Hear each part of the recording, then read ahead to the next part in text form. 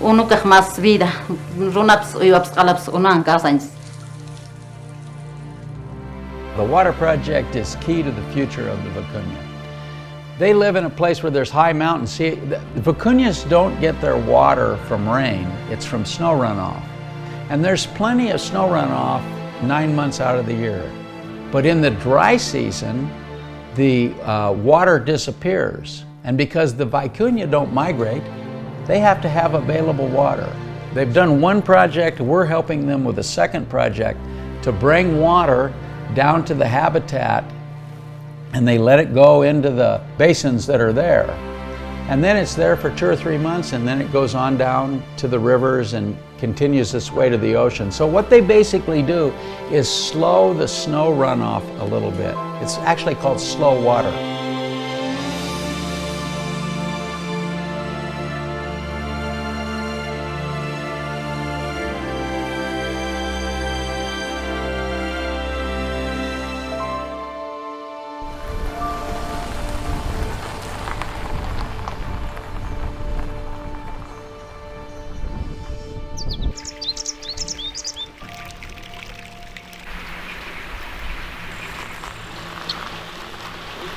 We are here in the ancient Sunbai caves.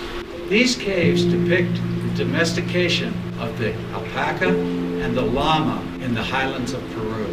The real importance of all of this is that we are at the beginning of the story of the pastoralists.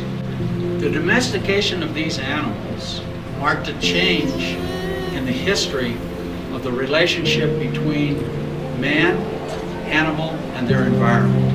These pastoralists manage the environment, they conserve water, they encourage the growth of grasslands, and they basically came in harmony with nature and became shepherds of Mother Nature's creations. This domestication and the fact that these hunter-gatherers became pastoralists carries forward until present day. And as we journey on to Picotani, you're going to see how those same pastoralists manage those grasslands, the bofedales, the water runoff, the glacial melt in a way that is friendly to the environment, in a way that preserves the grasslands and the bofedales and will help the planet fight global warming, floods, and droughts. This story brings us to present day, and we will be answering the question of how the ancestors of these people will help save the planet.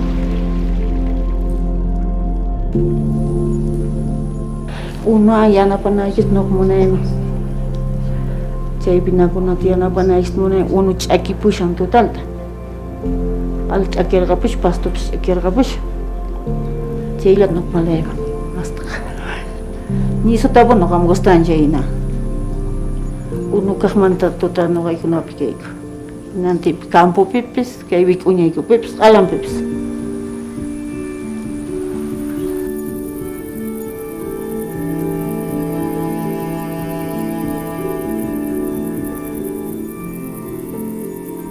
Picotani y muchas comunidades a nivel nacional están sufriendo este tema del agua. El tema del cambio climático ha empeorado la situación del agua. Si no se le da asistencia técnica, no se le da el apoyo, pues la vicuña no solo se extinguiría en Picotani, sino a nivel nacional.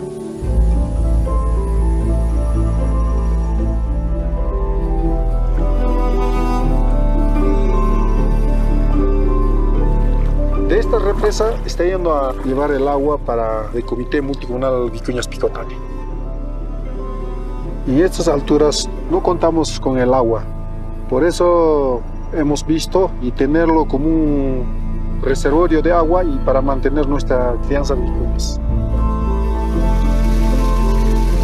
They know everything about moving water, ancestral or historic understanding of moving water. They just need a little help.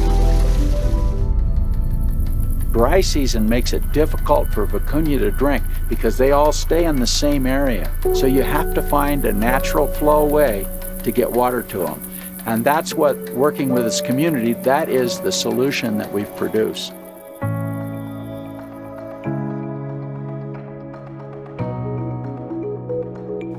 Hi, my name is Dale Cantwell. I am the Executive Director of Quechua Benefit. Previously, I was an engineer. I worked for several oil and gas companies. Currently, I help manage an alpaca farm. As an engineer, I have lots of experience moving water, both from an oil and gas industry perspective and also as part of an alpaca ranch. During my first visit to Peru, the Quechua people really moved into my heart. And it was then that I decided that I wanted to do volunteer work for Quechua Benefit. Peru has a really interesting environment. They really cover the extremes. They go from a really dramatic rainy season with floods to extreme droughts.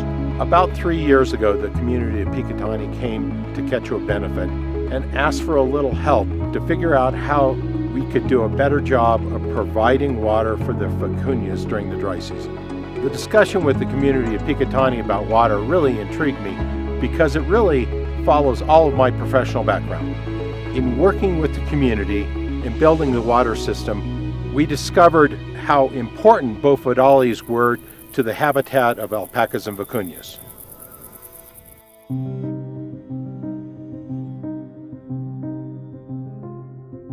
I started working with Quechua Benefit approximately 6 years ago, and I got to know the community of Picotani through them. I told all my local friends that I was going to a community called Picotani, and not one of them had ever heard of it. So I felt very privileged that as a foreigner I was being invited to enter quite a closed community. The community is just incredible, wonderful people that I can call my friends now. I've managed to go to many places that I never dreamt I would go doing my wildlife photography. I'd heard of a place called La Rinconada, and it was labeled as extremely dangerous. I mentioned my desire to go and to explore this place to many of my Peruvian friends. All of them thought I was crazy. So La Rinconada doesn't have a very positive name in Peru. I had the opportunity to travel to Picotani with Quechua Benefit, and I started hearing that La Rinconada was actually just an hour and a half further on down the road. I had to go there. So I mentioned this to Michael Safley, and from there we started investigating. We managed to travel to La Rinconada. The whole journey has left an impact on me. Driving through Picotani and this untouched beauty, and you slowly start entering into this mining area where everything is covered in dust, everything is the same grey colour. It's quite an experience. And then arriving in the city of La Rinconada at 5,100 meters above sea level, it literally knocks your breath away. Driving through mountains and mountains of garbage and flies and vultures, you arrive at the doorstep of the actual town. It's a very ugly place. The streets are mud-filled with mercury and cyanide runoff. The dust just settles into everything. All the houses, all the vehicles, everything is the same color. The noise level left quite an impression on me because it's just a constant drone of grinders and miners chipping away at the mountain. La Rinconada was originally established as an alpaca farm at the foot of a glacier called Auchita. Another name for it is Sleeping Beauty, quite ironically. And this was during the 70s. There was an alpaquera that found a gold nugget, and they told more people about this. They soon found more. And by the mid-70s, there was a gold rush. They bought and have now created the city of La Rinconada, which has a population of close to 70,000 people. It is the highest permanently populated human settlement in the world. They actually have a system called cachorreo, and the system allows people to work for free for the company for approximately 30 days, and they then have 1 day to themselves to try and find as much gold as they can carry out of the mine on their own. It's a very strange system. It's not very reliable because sometimes you'll strike it big, sometimes you will find nothing. The same system actually exists in most other illegal mining hubs around Peru, around Bolivia, and also in Ecuador. The people that live and work there are quite superstitious, and they believe that if a woman enters the mine, the veins of gold will disappear. So women are usually found outside the mine entrances, where they are allowed to go through all the tailings. Many of the women there are single, they have their children to look after. Their husbands have either had a premature death due to the dangerous situations in the mines, also mining collapses. The average lifespan of the miners at La Rinconada is 30 to maybe even 50 years. That's actually half of the average lifespan in Peru. There are also many murders, and this comes along with people striking gold, people talking about it, the word getting out on the street, and they then are murdered, usually by a local mafia. La Rinconada is corrupt, and I think the quote that summarized La Rinconada for me was when we were told that there was no jail. Peru is in the Andes, and with that comes the beautiful glaciers. Unfortunately, they're rapidly disappearing. By 2030, 80% of Peruvian glaciers will be gone. So this makes it even more important to look for solutions. Most alpaca and vicuña breeders have been relying on water runoff from the glaciers.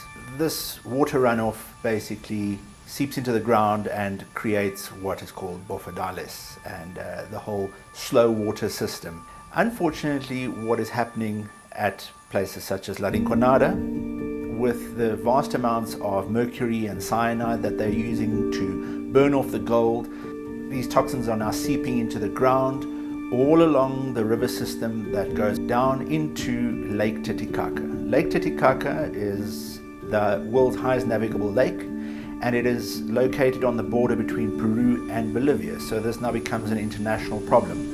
And millions of people are dependent on water from this lake. So it is of utter importance that a solution can be found as soon as possible to somehow use rainfall to help these farmers and to help these animals. The gold from the illegal mines in La Rinconada follows a very long journey and becomes quite an international problem. It usually goes from the mines to the little gold dealers located in the city of La Rinconada and bought for pittance, and from there it is then transported to the financial hub of Juliaca. From Juliaca, the gold is then smuggled into countries such as Bolivia and Chile, where it is processed and then sold on and moved on to countries such as Switzerland. And Switzerland has the world's largest gold refinery, where it is then mixed in with gold from various other countries, many other mines, and it therefore makes it almost impossible to trace this gold. Countries such as Switzerland wash their hands off on this problem by greenwashing this illegally sourced gold with legal gold. So there's no way of tracing this gold back to illegal mines such as La Rinconada.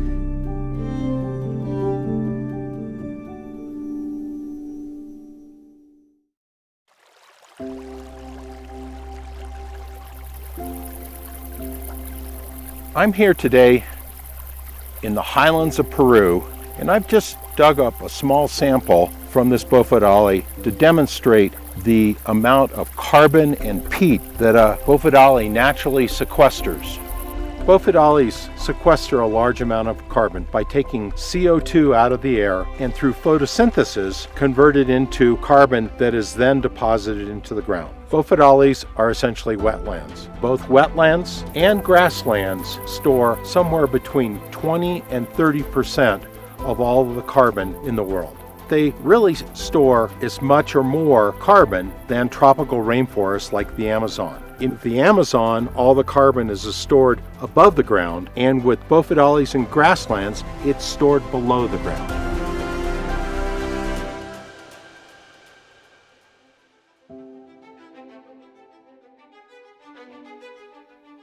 It's been a really emotional road. We've been in Picotani for many times, We started filming over a year ago, and the thing that gets to me always is the people, the generosity in their hearts, the fun-loving spirit. It's just a fantastic community, and I will always remember this experience.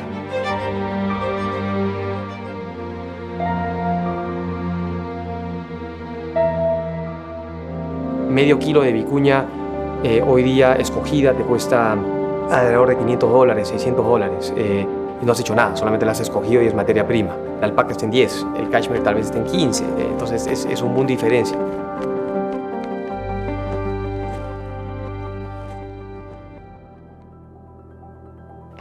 Bueno, yo como persona pienso que creo que lo mejor en mi vida como persona he hecho, porque son pocas las personas de repente que nos interesamos, porque en esto se pierde tiempo, muchas cosas, así es que yo como persona he tenido que dar todo al 100% de mi parte, ¿no? Por eso es que se ha podido lograr y hacer la entrega de esta obra. Desde el momento que yo había conocido acá a Mr. Mike, la verdad es que hace un cambio en mi vida eso, ¿no?